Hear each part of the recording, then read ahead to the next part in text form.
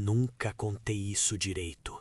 No começo era só a rotina, o apartamento barato, o turno da madrugada, a sensação de que algo estava fora do lugar, uma luz acesa que eu tinha certeza de ter apagado, o som de passos no corredor vazio. Vou contando como as pequenas coisas foram se empilhando, cheiros que surgiam do nada, sombras que pareciam hesitar na porta, uma mensagem anônima com uma foto minha atirada da janela. Tudo soa banal até que você começa a notar padrões. Marcas no chão que aparecem e somem, vizinhos que mudam de assunto quando pergunto demais, uma gravação de câmera que não mostra quem entrou, só um silêncio pesado. Chega uma noite em que nada é casual, um ruído vindo do teto, um confronto às 3 da madrugada e uma verdade que se revela pela metade. Eu não sei dizer o que era, se alguém me observava, se eu estava imaginando ou se havia algo que não cabe em explicações racionais. O que eu sei é que desde então algo mudou em mim. O medo não é cinema, é a dúvida que fica quando as luzes se apagam. E essa história termina sem resposta. Nunca contei isso direito. No começo era só a rotina, apartamento barato no 3º andar, cama estreita que rangia quando eu me virava e o turno da madrugada no trabalho. Chegar em casa às 5, tomar café que já estava frio e fingir que tudo estava no lugar. Mas havia pequenas fissuras que eu insistia em ignorar. Uma luz na cozinha que eu tinha certeza de ter apagado antes de sair. O som de passos no corredor, passos leves que paravam exatamente fora da minha porta. Eu escutava e esperava que fosse um vizinho, um cachorro, qualquer coisa plausível. Mas a sensação continuava. Algo fora do compasso, como se o prédio tivesse começado a respirar em outro ritmo. As coisas foram se empilhando como peças de um quebra-cabeça ruim. Cheiros que surgiam do nada, um perfume doce demais, fumaça de cigarro em apartamento onde ninguém fumava. Sombras que pareciam hesitar na beira da porta, como se alguém tivesse entrado e recuado. Recebi uma mensagem anônima uma manhã, uma foto minha do lado de fora, tirada da calçada. Eu estava abrindo a porta, desacordado do dia, e reconheci o reflexo da minha camisa no vidro. A legenda tinha só um ponto final. Mandei para a polícia, mandei para amigos. Ninguém levou a sério. Os vizinhos, quando eu perguntava, mudavam de assunto rápido demais. Tem sido um calor, né? E evitavam olhar para as câmeras do corredor. Comecei a notar padrões. Marcas no tapete que apareciam à noite e sumiam pela manhã, como se algo tivesse arrastado os pés no mesmo caminho. Um móvel deslocado 1 centímetro aqui, uma gaveta entreaberta ali. Instalei uma câmera na janela. Na gravação nada entra, só o corredor vazio, a rua com uma luz amarelada. E por alguns segundos, um silêncio que pesa mais do que qualquer ruído. A imagem estagna, o quadro treme, e quando volta, está a minha porta fechada. Não há figura, não há sombra passando. Só essa ausência que preenche tudo. Aos poucos, o medo deixou de ser reação e virou companhia.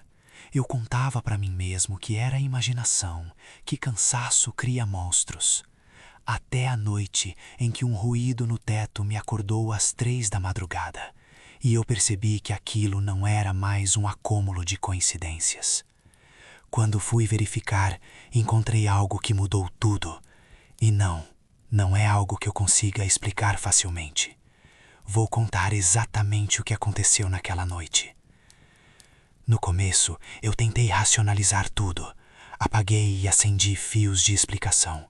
Corrente elétrica mal contatada, janela mal vedada, vizinho que trabalha à noite e volta cedo.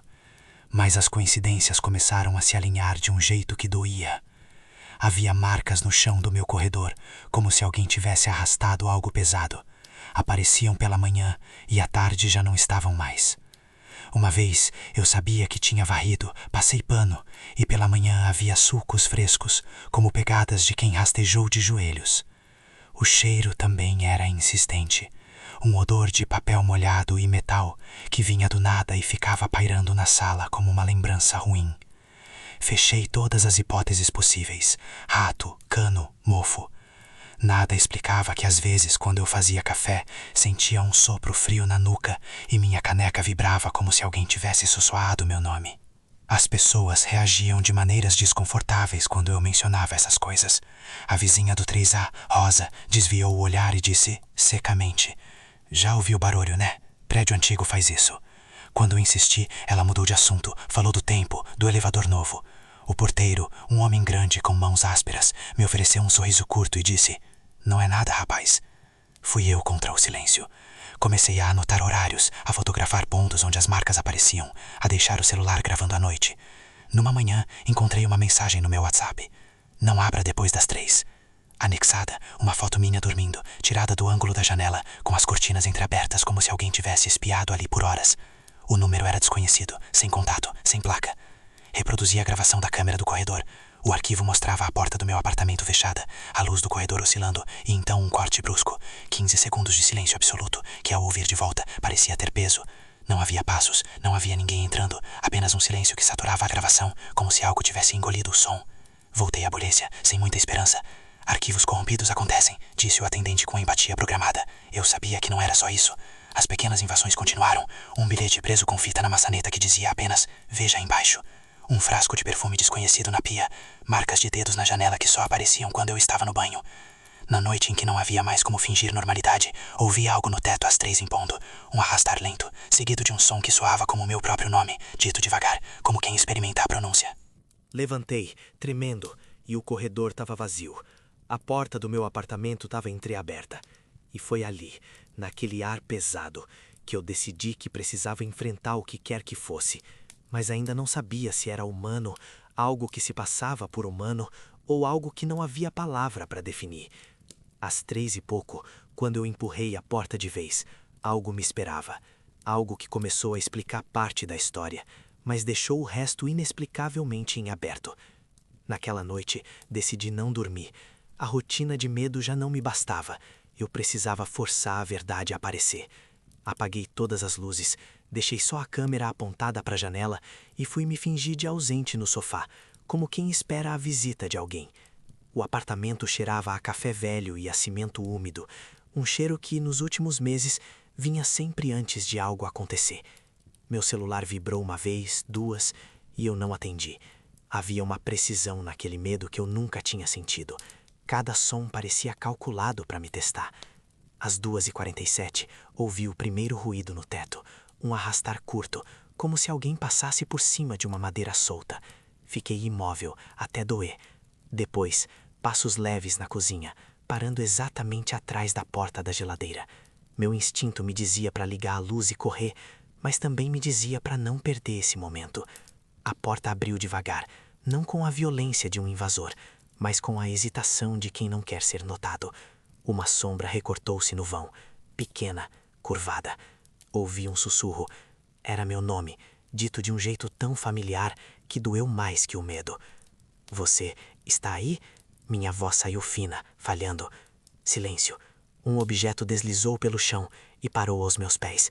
Era um pedaço de papelão com uma foto presa por fita.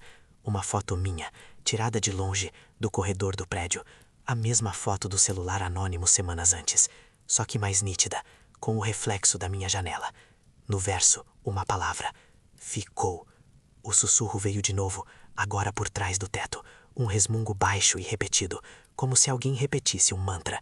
Meu coração batia tão alto que cobria até o som da rua. Levantei, agarrei a escada que guardava no armário, uma escada velha que ninguém sabia que eu tinha, e com mãos trêmulas comecei a subir para o forro. Cada degrau era uma eternidade. Ao abrir a escotilha, algo caiu no meu rosto. Pó, fios, um pedaço de pano com o cheiro de suor e perfume barato. Havia um sapato infantil empilhado ao lado de um maço de fotos, datadas em noites que eu achava impossíveis. Peguei a câmera e comecei a filmar em automático, sem pensar. A lente mostrou por um segundo um rosto no escuro do forro, tão perto que eu poderia jurar que respirei o mesmo ar. Não deu tempo de ver mais. Algo bateu na escotilha por dentro, então a escotilha fechou com um estrondo que fez o prédio inteiro acordar. Foi aí que escutei claramente, do outro lado do forro, uma voz que não era nem totalmente humana, nem completamente de alguém que eu conhecia. "Não conte", disse a voz, e a porta da minha razão se quebrou. Eu sabia que se abrisse aquela escotilha, tudo mudaria. Mas também sabia que se não abrisse, viveria para sempre com a dúvida. Respirei fundo e empurrei. O que veio a seguir é o que me obrigou a buscar ajuda, e o que nos faz chegar aonde chegamos agora. Os meses seguintes foram uma tentativa de organizar o quebra-cabeça sem todas as peças. Eu revia mentalmente as pequenas incongruências, como quem repassa um filme em câmera lenta. A luz acesa na cozinha quando eu tinha certeza de tê-la apagado. O cheiro de bolo que aparecia sem que ninguém tivesse cozinhado. A sombra que hesitava no batente, como se medisse a minha coragem. Às vezes, quando fecho os olhos, ouço de novo o barulho no teto. Uma sequência de passos curtos, como se alguém evitasse pisar em certas marcas. Lembro de ter batido na casa do vizinho mais velho e de ouvi-lo dizer sem me olhar: "Esses prédios têm memória, rapaz. Às vezes o passado anda por aqui." Foi a resposta mais próxima de uma explicação que obtive, evasiva, cheia de fugas e coisas não ditas. Naquela noite que mudou tudo, eu acordei ao som de algo arrastando-se pelo corredor. Falei alto, com a voz trêmula, mais para me convencer do que para chamar alguém. "Tem alguém aí?" O silêncio respondeu de maneira concreta, denso, cheio de presença. Sentei na cama, o celular na mão, e quando abri a câmera para gravar, a lente só mostrou o corredor vazio e um silêncio tão grosso que eu podia quase tocá-lo. No vídeo não havia figura humana.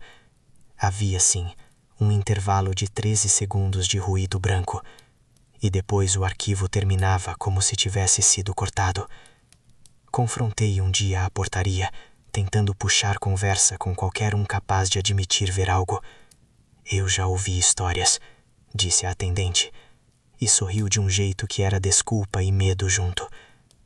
Um vizinho me falou uma vez, baixinho: "Se começar a perceber padrões, não insista. Padrões querem ser deixados sozinhos." Era a mesma sensação de estar infiltrando-se numa casa que não me pertencia. Eu, visitante insistente, numa memória coletiva que não consentia a ser remexida. Hoje vivo com a dúvida como uma companhia constante. Aprendi a checar a câmera antes de dormir, a trancar portas que talvez não precisassem de tranca, e a fingir que o barulho é só o prédio assentando. Mas a inquietação volta nas noites claras. Se eu estava sendo observado, por quem e por quê? Se era só a minha cabeça, por que as gravações guardam espaços vazios que peçam como culpa?